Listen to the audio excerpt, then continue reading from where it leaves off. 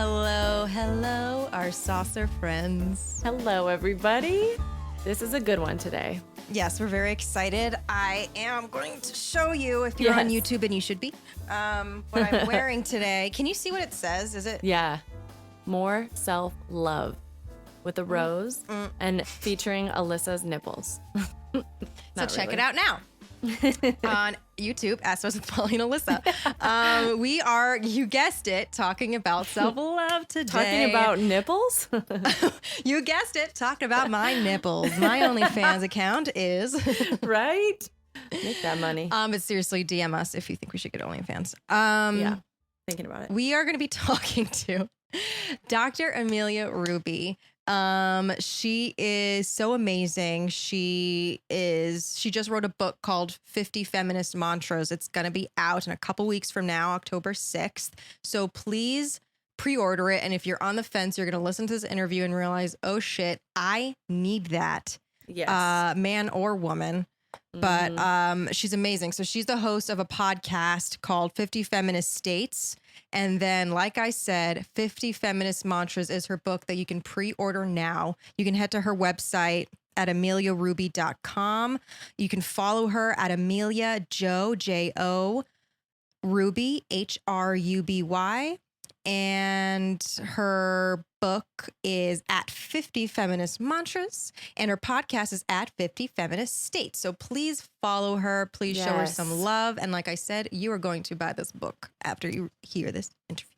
Yeah, for sure. She's extremely inspirational, and it's such a relevant conversation to literally everybody. I believe men as well. I really, really feel it's important. So without further ado, let's bring her on. All right. Welcome to the pod, Amelia. Dr. Thanks Amelia Hruby. Doctor. Molly, come on. I know. Seriously, though, that is a massive accomplishment. And thank you. Yeah, congratulations. That's huge. Thanks so much. I'm so happy to be here. Yeah, she was just telling us before we got on that she just got her PhD in June. So I am, like Molly said, I'm so impressed. That is amazing. And we're so lucky to have you on to talk about everything we're going to be talking about today. But first, we want to get right into it. And if you can tell us your SOS moment. Yeah. So today we're going to be talking about the moment that I broke up with diet culture. The day I'm about to hit my 2-year anniversary of that SOS moment. Oh my God. Yes. It is the moment when everything, like my self-loathing really hit a bottom or a peak or whichever metaphor you want. And I decided everything had to change. And it did from that September 20th, 2018 on. So that's our SOS moment for today that I'm excited to talk about. Damn. You remember the date. That's amazing. Yeah. That's, it's so powerful. Just honestly, just shifting your mindset, your whole, like you said, everything changes if you decide to look at things differently. It's crazy. Yeah. And the cold turkey aspect is interesting me so much. But before we get into that, I'm really interested in when you were younger, what was your relationship with yourself like? And was it representative of the women that you kind of were raised around? Yeah. Oh, that's such a great question. I love talking about the women who have been influences in my life. And I would say when I was younger, I was a pretty confident kid. I loved to talk. My family always tells these stories about how if anyone was over, I would make everyone come to the living room and sit on the couch, and I'd be like, let's chat. And I would just talk to people. That's cute. I had this real enthusiasm for other humans and stories. And I think that followed through for quite a while in my life, and until kind of middle school. That's when it all gets hard, right? So yeah, there were moments where I really started to doubt myself. I had a lot of issues with self-confidence kind of starting in those preteen years. And I had wonderful, amazing, strong women in my life as role models and leaders. I grew up living with my mom and my aunt and my dad and my brother. My mom and my aunt were in the house, and they're sisters and super close and really gregarious, strong women. So they were great influences for me. when I just finished my PhD, I wrote thank you notes to my second grade teacher, who was a huge Ah, influence, to aw. the principal from my elementary school, who was Oh, a huge wow. influence, Oh my gosh. both of whom were women. So I feel like I grew up with role models who were just like women who worked hard Mm, and did their best to feel good about themselves, even though they lived within a lot of narratives in the South and that challenged uh, that. I grew up in North Carolina, Mm-hmm. okay. and that definitely shaped who I am today. I think I started out as a little girl who was like very confident, and that lapsed for probably a decade and a half. And then, yeah, a couple of years ago, I really decided to get it back. And that's been a journey too. Did you realize like how lucky you were to be surrounded by like women like that when you were growing up? Like, did you recognize it in your peers and the other girls your age that might not have been as confident as you? Like, did you notice like, wow, well, those words are negative about themselves? Like, I know I'm taught not to think that way. And did you have that kind of realization? Yeah, I think yes and no. I'm not sure it showed up in terms of negative self-talk. I feel like I still pretty a lot of like patriarchy and misogyny really stuck and like was internalized and stuck in my head. But what I did see a lot growing up is just how lucky I was to have women in my family and schools who saw me and saw that I was smart and confident and nourished that. And I had Mm-hmm. so many friends who didn't have that, whether it be at home or at school or somewhere else. Yeah. And they Yeah. really had to work really hard to seek validation and struggled with that so much in their confidence. Mhm. And, I never, a single day in my life, have had to wonder if my mom had my back, even when she Right. doesn't understand what I'm doing or why I'm doing it. Like I always knew I was loved and supported. And that changes everything. I feel really lucky. Yeah. And For when sure. I know middle school is probably the most common time for this to happen in all of us because I remember this too. It's like, but I want to hear your experience about when your your relationship with your body and your self-worth kind of started to shift when that conversation, internal dialogue started to happen. Yeah. So I went on my first diet summer after fifth grade going into sixth grade. So I must have been about 11 or 12. I started calorie counting and lifting weights at home. I couldn't even join a gym. I wasn't old enough. Was this like Um, you starting it? Sorry to interrupt. I'm yeah. curious if like, was it like someone in your family being like, okay, let's start this? Or were you like, I need to was it fully self-started? Um, no one in my family told me I needed to be on a diet, but I definitely was watching even these like strong women I admired around me. I was Yeah, watching them all be on diets. So I see. while I did not, I know a lot of people who experience direct criticism from family members about their weight, and I Mhm. didn't experience that, but it was just modeled. It was like Yep. if you want to feel good about yourself, go on a diet. That's what I learned. And so Yeah. I did that because I wanted to go into sixth grade feeling, Oh I my don't even know gosh. what, feeling attractive to Like a boys, I full ass guess. woman. Yeah. Yeah. Yeah. Yeah. The sixth grader in me. I can like distinctly remember this like pink peasant top I was so into, and I got a hair straightener that year, and it was such a big deal. Yeah. But it was Same. definitely that's when it started. It was I decided to go on that diet, and then I dieted. I mean, basically, yeah, from age 11 to 27. Yeah, Wow. must have been. Um, and exercised on and off. I also have a very clear memory of the day that sometime in middle school when I hit like a size 14, and I grew up in a pretty small town. We would like go to the mall an hour away and Mm. try to buy clothes at American Eagle was Me like my too. mecca.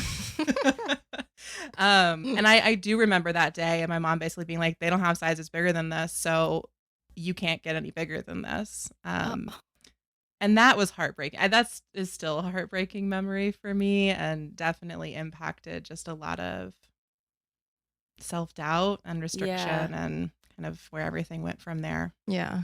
Did Do you you? think? Sorry, go ahead, sorry. Molly. I I hate Zoom, man. We do this all the Um, time. I was just gonna say, how much of it do you think those feelings kind of started in middle school, because then you have more, it's more from the outside, you know, your family is very supportive of you, like you said, and it's like can start with peers. Did it start with like peers at school, and then we all start comparing ourselves around that age too? Is it kind of like a school environment where it kind of started to really seep in? Yeah, I think it was a combination of school and I like, how do I put this? I guess I don't need to say anything delicately. I No. really wanted to date. Even in like sixth grade, I was like, I'm ready. Yeah. I'm Yeah. here. I can handle a relationship. I want to Yes. kiss people. I like was so just like my hormones were so charged so early. Yeah. And I think that more than anything is really what kind of started so much comparison that I didn't have before. When I was just Right. in elementary school, it was like I was always a smart kid and that was my whole identity. And that was kind of all that mattered to a certain degree. Mhm. But in middle school, once you like brought those sorts of relationships into the equation, there was just so much more direct comparison. And I really kind of Yeah. lost that ground where I understood myself. I couldn't find it anymore. Yeah, I mean, like what are we to do at such a young age when we're being fed so many things subconsciously or consciously and directly of what is going to appeal to the opposite sex or whatever sex you want to appeal to, you know? Like every movie, every TV show, it's like, oh, okay, Yep. so that girl's getting the guy, so therefore I need to be exactly like her. So like, how did you? Yeah. Because you were dieting, but I wonder, because you were a feminist. It sounds like because of the women you surrounded yourself that you were innately a feminist if you didn't, you know, call yourself one yet or didn't know how to define it. So how did you navigate through that and still kind of I guess find a way to still love and accept who you are as a woman, if that makes any sense? Yeah. I think that I definitely wish I had some like feminist language and understanding earlier, or like Right. a more robust knowledge base, because Yeah. well, I definitely like knew that I was smart and strong and funny and could do anything that boys could ever do and felt good about that. I didn't have any of the sorts of critiques of patriarchy or diet culture. I mean, most Mhm. 12-year-olds don't, but I didn't find them until probably I was more like 25, 26. Yeah. And Mhm. it wasn't until I really understood those bigger structures. It wasn't until feminism for me became less about like my individual ability as a woman that was equal to, or in my opinion, superior to many men. Yeah. Feminism had to get bigger than that for me. It had to become like about structures and systems, and I could Mhm. start to see myself in those. And once I could get that, once I Mm. realized like, oh, there are entire industries trying to make me believe that being thin Mm. is the most important thing about me, no matter what my other good qualities are. And once I could see like, oh, the literal diet industry selling pills and fads and things, but also the fashion industry and Yep. healthcare and all these other Mhm. systems, Yeah. once I could see like, oh, I feel this way because they're making me feel this way, Right. then it all started to click into place. But yeah, I think in the beginning, when I was younger, even being a budding feminist, I felt like it was on me to be the best, and part of that was still being thin. I didn't understand that Yeah. No, I mean, being thin was oppressive yet. but we Right. were all No, doing those honestly. things. Like for me, it was just I needed to fucking get every piece of hair off my body. Like I'm an Italian, Yeah. but like I am more body hair than I like. And Yeah. I just was like I was made fun of all the time, and I was just Yeah. no matter what. But I was still. I found confidence. I don't, you know, we all have podcasts. We all have confidence in some way. That's why we're here. But it's crazy because you can be both. You can love yourself, but also have this deep insecurity that we're fed since we're young, and we don't know Yeah. or have the language until we're older to figure out how to fix it. Did And you other can girls? see- I'm so sorry. Did other girls like around you, friends, have the same sort of viewpoint as you did?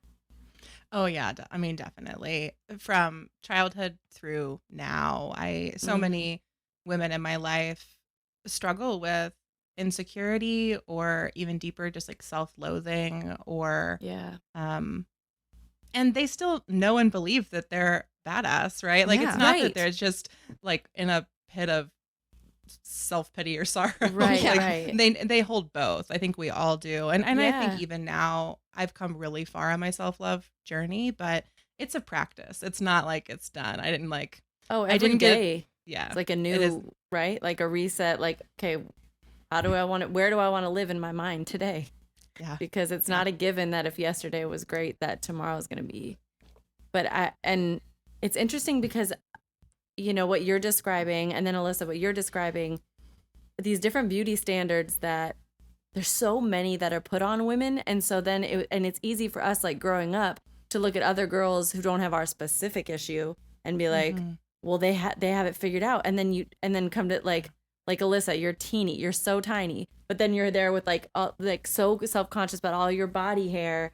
And I was like always made fun of as we middle school, high school, as we started, or some girls started to develop, I had like no curves. And it was like, and then it was all the girls are getting boobs and they have butts, and then the guys want that. And then it was like super insecure about just like having like an 8-year-old boy's body. And like and so then when you really look at it, it's not even like you can't escape it, because every girl, no matter what her body type is, It's not enough. has something, because we're told so many things. And so I think you're right. I like that you said a lot of the women who believe that they're badasses and believe in themselves, you don't exterminate this. We were grown up for generations. We're raised in this culture. And it's just, I think, like you said, it's how you not learn to live with it as though you like let it be, but like challenge the system, but you learn to accept certain parts of yourself. Like, what are some of your I don't know if this is skipping ahead, but like kind of,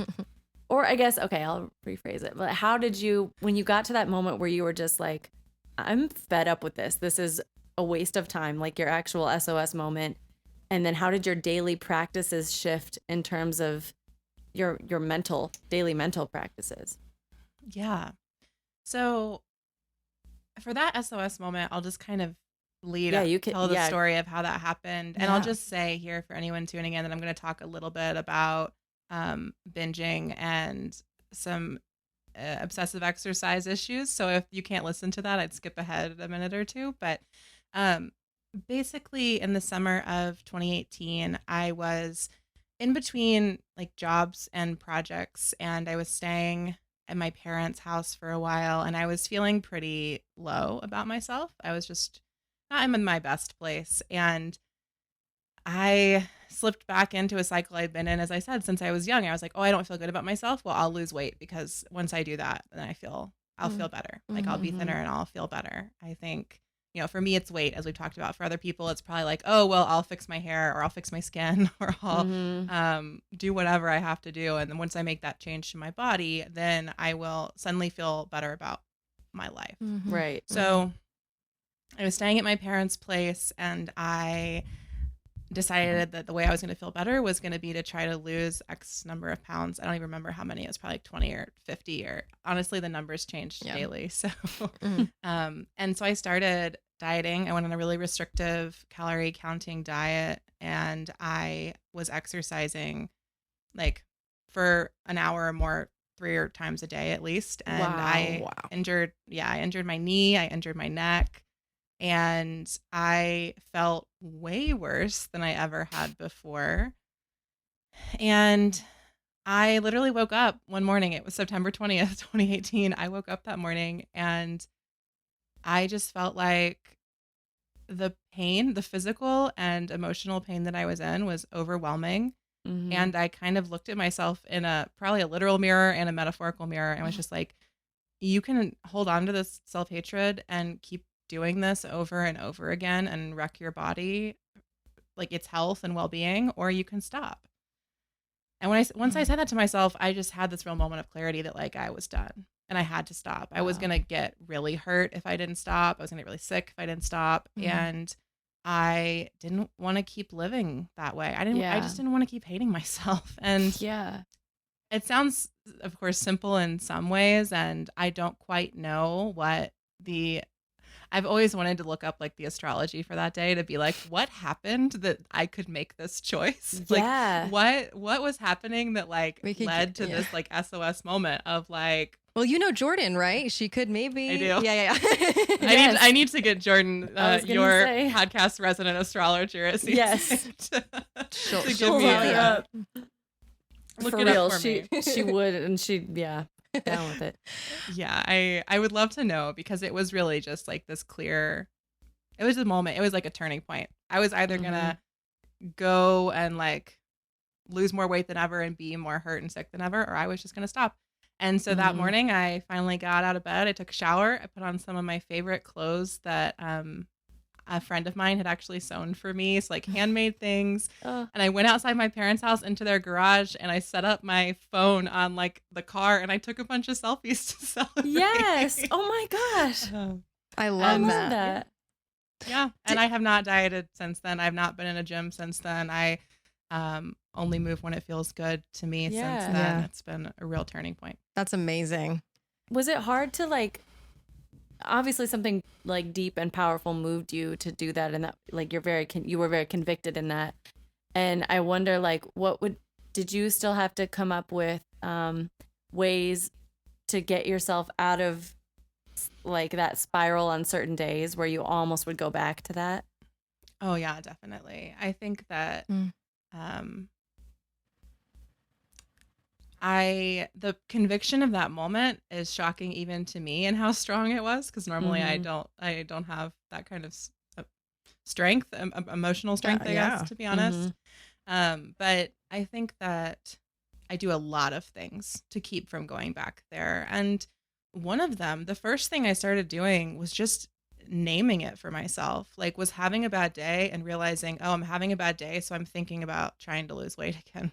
Yeah. And like once I connected those two things, then I could just kind of see how they were happening. And I still do that to this day. I'll talk to my partner and be like, the other day it was like I had a dream about middle school and this guy I dated, and I woke up and felt like I needed to lose X number of pounds. Like, it's so deep in my subconscious and unconscious that it'll pop up, whether it's a good day or a bad day. Like a dream can do it to me. So the first thing I really started doing was just naming it. And then it's been helpful in some cases to share it with people. Just like I have certain friends that we've talked about this together, and we support each other specifically on this. And so we can just kind of reach out if we're having a bad, like negative self-talk or body judgment day, and say like, hey, I'm in this kind of weird space. This came up for me. And so naming that and having social support has been good. The other thing I do a lot that's been like a big thing for me on Instagram is I've built a really wonderful selfie practice that has helped me really cultivate self-love. And I've done that over the past few years. And I was never a person who took selfies in my underwear and put them on the internet, but now I do it all the time. Yes. And I love that. it. I'm still like, oh, I don't know.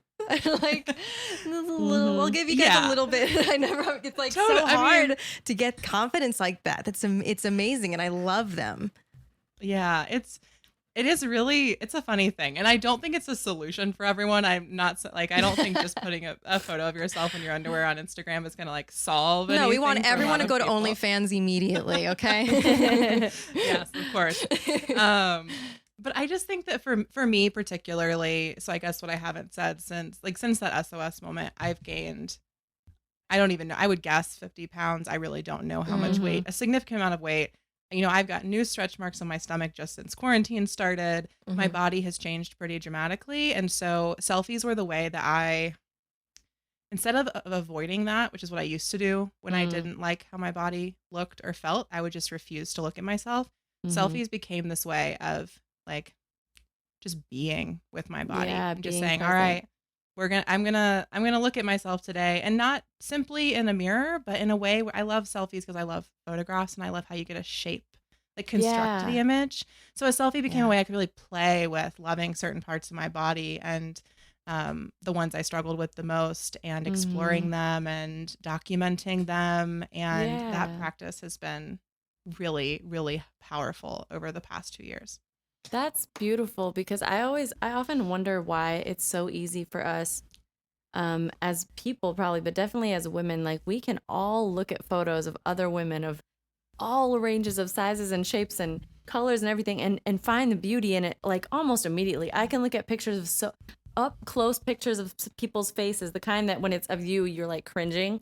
But when I look up close at so many different faces, and I see so much beauty and so much like I love it. And then when we look at ourselves in the same way, it's like, why can't I, why do I get hung up on these stupid little things that if it's someone else's face and if they would point out something different, it's like the way we view ourselves is so skewed. I don't know if it's ever possible to completely correct that, but I think what you're saying, like you doing that, I think that's an incredibly powerful and important thing to do, because, and I've heard that from a couple people. I had another friend that had extreme issues with self-confidence, and she said that she's like, I literally would sit in front of the mirror like for half of the day and tell myself like, you have like, your skin is beautiful, and like I would cry and I felt stupid, and she's like, I did that long enough until I started to believe it.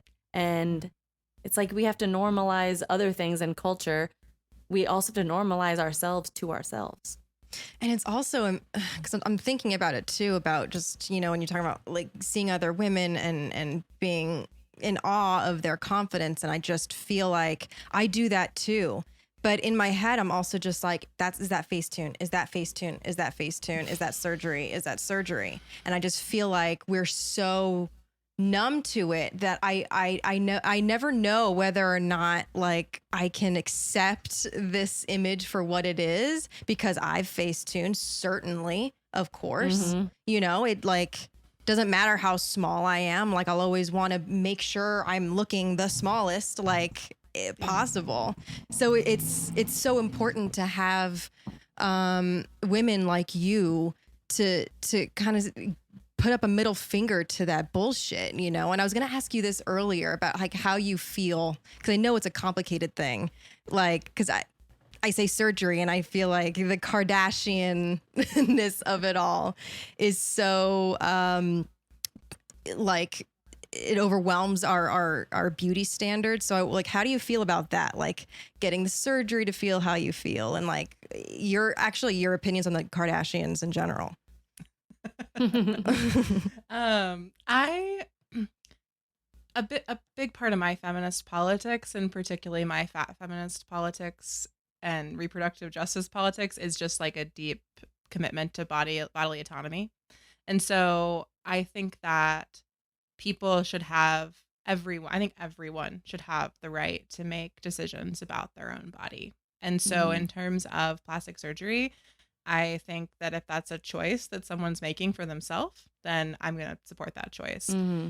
I think that kind of what you're pointing to, why it's complicated, is because there are people who, particularly through social media, like present themselves as an aspirational standard and monetize that to, you know, with like, as we're told with Kylie Jenner, like the $1 billion degree. So Right. it gets more complicated when what you're doing with your body, what you're using your body to influence other people's choices about their bodies. I do think that gets kind of complicated, Right. particularly when you're talking about that, like, is it Facetune? Is it Botox? Is it a facelift? Yeah. And a lot of people don't talk about that. A friend of mine, actually, I just did this on Instagram. She like put up a selfie and was like, in the morning. And I was like, oh, that's cute. Great. Love it. And in the afternoon, she put up another selfie where she was just like, everyone loved my selfie this morning and I'm so grateful. And I want you all to know. And then she put this story up that was just like Botox, fillers, like XYZ, like all these things, that this work that she had done. And I thought that was so brave and powerful. And I really respected that because when I looked at that, I realized that in the morning I had that sort of like, oh, I wish my skin looked that nice moment. Mm-hmm. And her just being open about, and I like the choices that she'd made me realize like, oh, it made me realize I'd been comparing myself, which I hadn't even consciously like clocked for myself. Right. And then it helped me see like, oh, okay, I could also make those choices. I could like Botox and microblade if I decided to. And I haven't, but mostly because I don't have the money, not because I have a like moral dilemma with it. Right. So I think that was just really transformational for me. And like watching her do that, I was like, hell yes, thank you. Yeah. So what, because we want everybody to pre-order your book and like really dive into this with, I mean, there's so much to get into and you have such a beautiful perspective on it. And I kind of want to know what prompted you to even start the book and, you know, for people to pre-order kind of like your best little, like who are you aiming for when you wrote something like that? Who would the best people be to reach out to? Yeah. Thanks for asking. I pulled my book out so I could show it Yay. on your YouTube channel. Yes, I love it. It's Feminist gorgeous. Mantras. That's a gorgeous cover, by the way. Thank you. I will shout out my friend Emily Janes who designed it. Trying to find a pretty interior page. It's got some really nice illustrations that she did inside as well. I love that. Yeah, so my book 50 Feminist Mantras will be out October 6th, and this book was a real journey of me kind of writing my like coming to feminism, not as a narrative, but as like a series of mantras that will help other people develop their feminist values. So the book is an illustrated journal that has 50 mantras with short writings by me and journaling questions and lines and activities. It's organized seasonally, so you can kind of start at whatever season you're in and move through a whole year with the book. And the idea is my intention is that in doing so, you would cultivate feminist values in your life. Things like emphasizing cyclical processes instead of linear progress. Yeah. Things like cultivating a deep sense of community and rejecting individualism. Things like self-love and not self-loathing. Those are all like important feminist values to me. So in the book, I'll have a mantra like grow slow, which is a popular one I've done. And I'll talk about how learning to grow slow is a way of rejecting the forces of capitalism in our life. It's a way of letting things be easier and letting ourselves be less productive and taking care of ourselves and each other. That if we do that, we'll actually have a lot more well-being. And I think that's just a feminist project. So I'll talk about that. And then there will be journaling questions about like, how can you invite slowness into your morning routine? How can you move a little slower this week? Things like that. So that's what's in the book. And I mean, I think it's for, I say in the like dedication that it's for anyone's like feminine and feminist self. I think that's true regardless of gender. A lot of people ask me like, is this book for men? And I'm like, if they would like it, if they want to become, if they want to have a more feminist life, then yeah, it's for them. Yeah. I definitely write from the perspective of a woman, and like I'm always calling out patriarchy and misogyny and sexism. So that's there, but I think men need to do that work too. So it's for anyone who wants to deepen their feminist practice. How long did it take you to write? So I wrote it over the course of a year. I actually wrote a feminist mantra every Monday on Instagram, and then I compiled those into the book.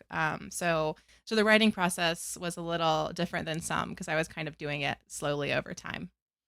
Well, you were kind of practicing what you preach, living slowly, but also it's cool that it was created over a year because, as you said, if you follow along the activities, it'll take you through a year. So it's kind of full circle moment. But I love that because there are so many great books out there, and there's so many things that you can read and are inspirational, and you're like, wow, that's great. But applying it to your own life is an entirely different story. And if you're reading something like yours that actually invites you to apply it and critically apply it to your own life as you go, you don't get that feeling. You know, sometimes when you read like a book, like some type of self-help book or something like that, and you're just filled with so much information at the end, and you loved it and it was so great, but then you're just like, now what? Like, what do I? Now I know all these things, but like I'm still looking in the mirror and like hating what I see, you know. And so I really am excited to get your book and to follow along, and I really encourage people to do the same. Yeah. I wonder too, like, when you were writing it, was there a lot of stuff that came up while you were doing it? Were you finding it hard to kind of practice what you preach while you were writing it? Like, were there challenges along the way? Oh yeah, definitely. Yeah.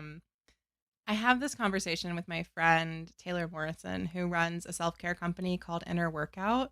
And she is always calling me, like, feeling some imposter syndrome, being like, I can't run a self-care company because I haven't done any self-care in weeks. And I'm always calling her being like, how can I be selling these feminist mantras about going slower when I have booked every moment of my calendar this month? And I am also like, I'm out here being like, grow slow. And I'm also the person who finished editing a book and defended my dissertation in the first 3 months of the pandemic, right? Like, I'm still a Capricorn sun or Capricorn rising no matter what. So I work really hard. And what Taylor and I always tell each other every time is just that the challenges that you face and like have to overcome again and again and again are the ones that you are best suited to teach and lead on, because you have practice. I have so much practice slowing down because I am constantly speeding up. Yeah, you're right.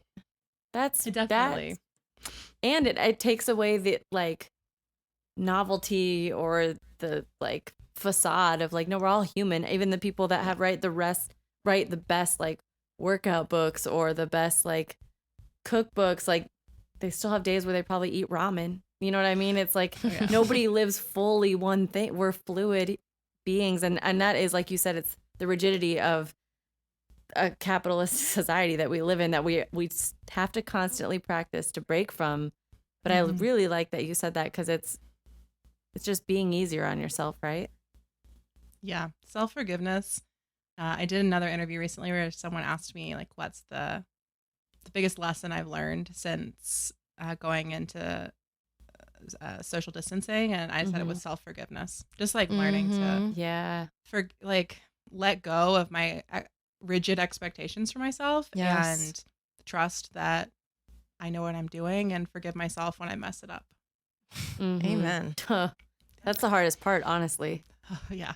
Like what I was gonna say, before we let you go, I'm just super interested to hear what your advice would be if you sat down with like your younger self, or you know, there are younger girls listening right now that are struggling with self-love and confidence. Like what advice you would give them? Yeah, it's loaded. Good question. I should have a good answer to this, and I don't have one. I have to think it through. No, you do. Just say, read my book. Exactly. Yes, I'll just hand them my book and it's all there. In a certain sense, it is. But I think that for my younger self, what I would say is do everything you can to make space for yourself and figure out the things that you love. And try to learn. When I look at my younger self, I have so much just like, oh, she was trying so hard. But try to learn to take back your power for yourself. That's what I would want to say to my younger self, because I just gave it all away in so many relationships that really impacted. I spent most of my late teens and early 20s trying to build my self-confidence through romantic relationships. And I wish if I had spent that time hanging out by myself with my cat, like it would have been worlds of difference. So I guess I would just say, like, spend time getting to know yourself more than you spend time getting to know everybody else. That's the advice I needed as an eternal extrovert. Wow, that's really good advice. I think that's good advice forever.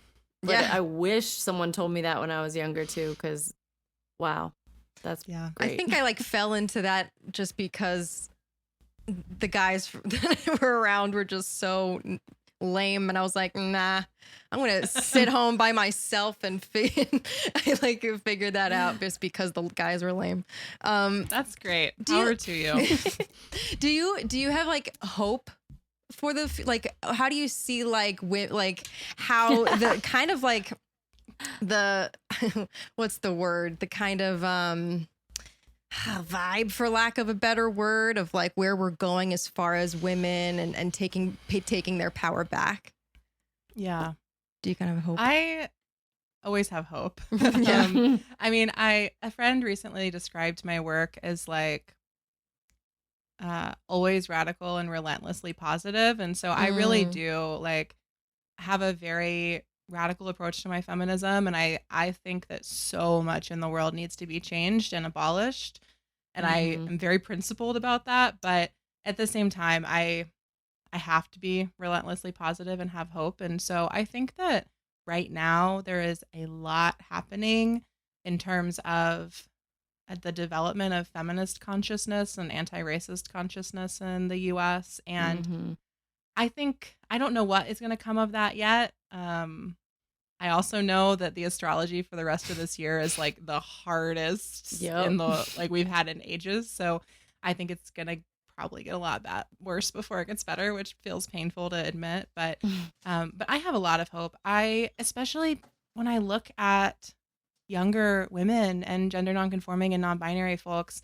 I taught during my PhD, I taught at a university, and so I really got to see at first my students were millennials, and then by the end of my program, they were Gen Z. And I just the Mm. shift in like the gender and sexuality classes I taught, how tentative students were at first, and how like unabashedly confident they were Mm. in their queerness by the end. I was like, this is that Wow. to me is like where my hope for changing the world lies. Like my students inspired me to be a lot more confident Yeah. as a queer woman, and I just hope to keep learning from them. And I mean, yeah, the kids Yeah. are doing it all. Especially I'm in Chicago right now, and Oh, the okay. youth leaders of these movements are hardcore and amazing. So I Oh, have hope amazing. in the next generation and my own and our own, Yeah, but Yeah. I also know. in them. Millennials are there. We're Man, here.